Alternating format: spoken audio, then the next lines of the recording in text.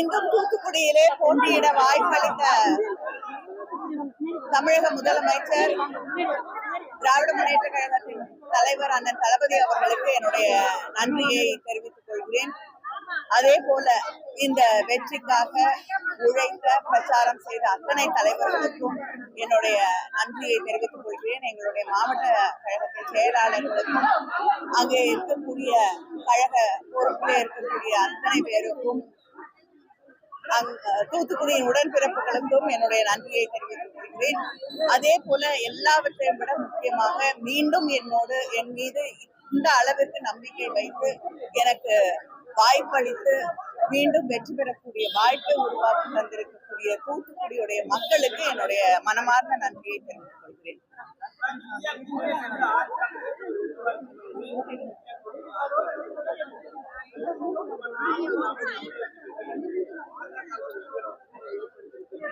தமிழகத்துல பாஜகவுக்கு இடமே இல்லை என்பதை இங்க தாமரை மலராது அப்படிங்கறத மிக தெளிவாக தமிழக மக்கள் தெளிவுபடுத்தி இருக்கிறார்கள். அதனால நிறைய பேர் கனவோட இருந்தார்கள். அந்த கனவெல்லாம் தெளிவாக்கப்பட்டிருக்கக்கூடிய ஒரு சூழலை தமிழ்நாட்டிலே நாம் பார்த்து கொண்டிருக்கிறோம்.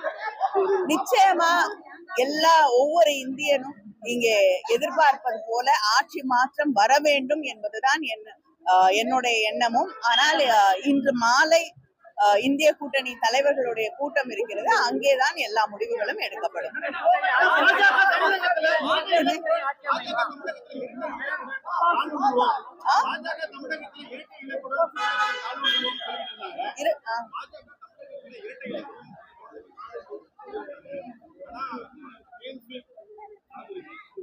அதாங்க இங்க தாமரை மலராதுன்னு தெளிவுபடுத்திருக்காங்கிறேன்.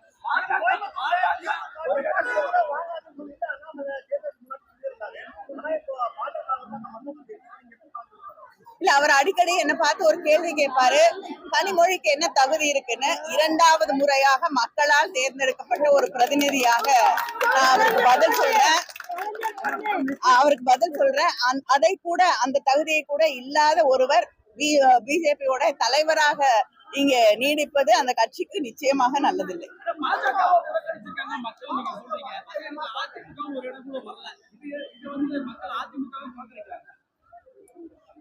அவங்க அதிமுக கடந்த காலத்தில் செய்த தவறுகளுக்காக இன்னைக்கு மக்கள் அவர்களுக்கு தண்டனை தந்து கொண்டிருக்கிறார்.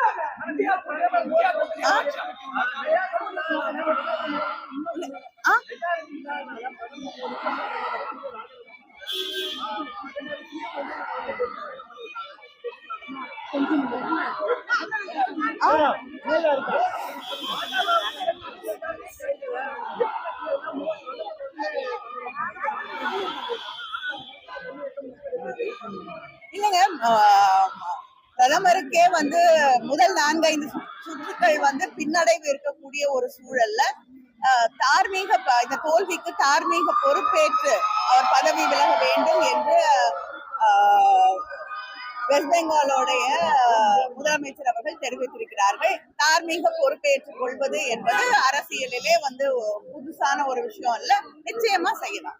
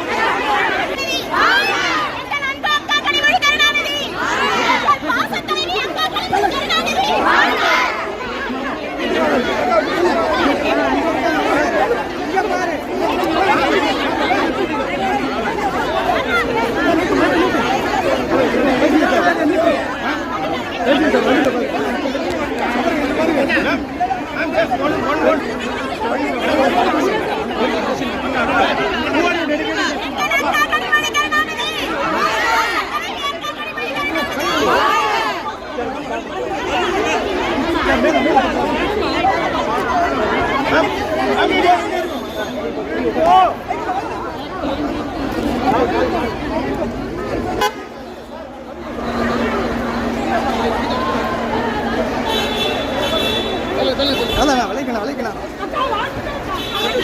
வாழ்த்துக்கள். அம்மா வாழ்த்துக்கள்.